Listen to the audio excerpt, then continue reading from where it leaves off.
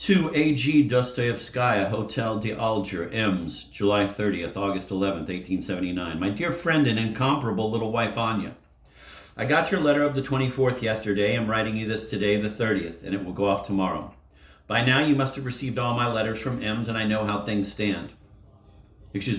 By now, you must have received all my letters from Ems and know how things stand.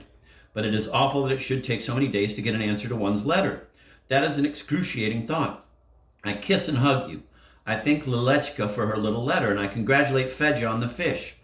Tell him to catch 3 eels in time for my arrival, and we will make a fish soup. I love them so, my little angels. And as for your grace, why, that just goes without saying. If we could only see each other soon.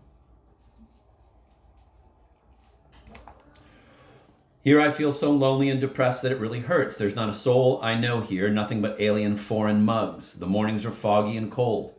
Crenshaw has an irritant effect on me, and it gives me such nightmares that I can hardly sleep at night. I'm still having spells of coughing as before, but I am beginning to hope that perhaps somehow I will get some relief here. I have the impression that I can breathe a bit more easily, I can move around more, and the phlegm is a bit looser, although the cough persists. I'm also very worried about my work. I thought that living here in isolation I could do a lot of work, but as it turns out I can work for only 2 hours out of the 24, and that during the day, not at night. I get up at 6, I'm at the spring at 7, and I return at 9 for coffee. Drinking my coffee and resting after it takes another hour, and before you know it, it's already 10 o'clock. From 10 till 12 I work. At 12 I leave for the post office and take a walk before lunch. At 1 I have lunch. From 2 to 4 in the afternoon I either write letters. Putsikovich, for one, won't leave me in peace. He bombards me with his letters, and he would like nothing better than to send me the proofs of his magazine to correct for him, as if that's all I had to do, or go out to read the newspapers. From 4 to 5:30, I go to take the waters again. Then I go out for another walk at 7. That is compulsory. At 8, it is already dark. The candles are lit. I have my tea, and at 10, I go to bed. And so the day goes by. Then on top of everything else, I have nightmares all night long. My nerves are shot, and I worry about my work.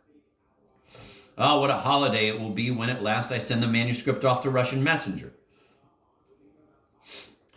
It goes without saying that nothing worth mentioning has happened to me here except for the most insignificant incidents. For instance, I lost a shirt of mine. I don't think it was one of my better ones, and didn't realize it until yesterday. It was probably stolen when I was still at the Hotel de France, but it is too late now to go over there to inquire. The day after I moved to the d'Alger from the Hotel de France, I realized that I had left my trousers behind at the de France.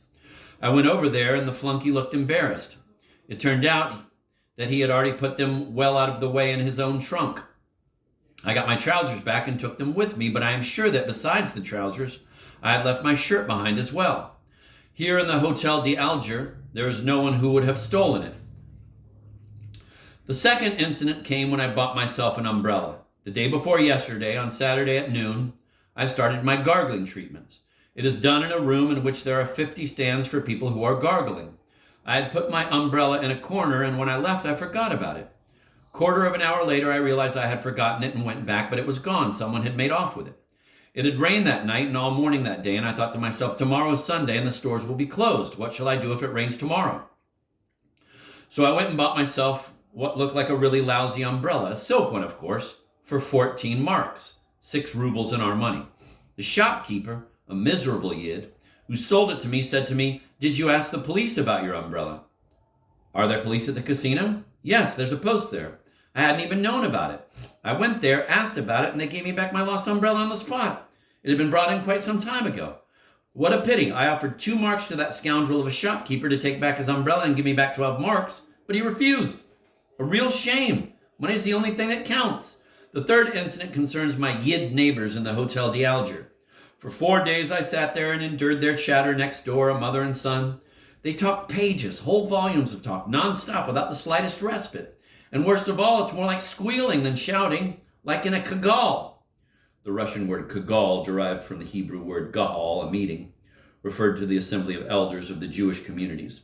It was also used figuratively with the pejorative meaning of a noisy and disorderly gathering.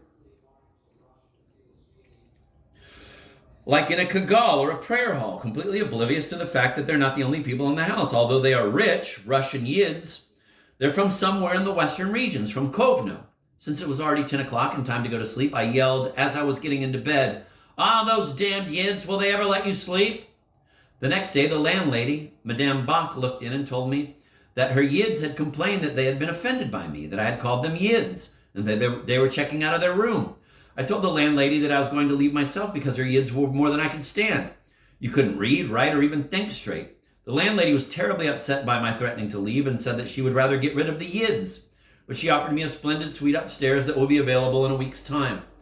I know that suite. It's really a nice one, and besides, it's 2 thalers a week cheaper. I agreed, and even though the yids haven't shut up and persist in their loud talk, still they've stopped yelling, and for the moment things are bearable. Well, those are my adventures. I've started twitching at night, and I'm very fearful of an attack.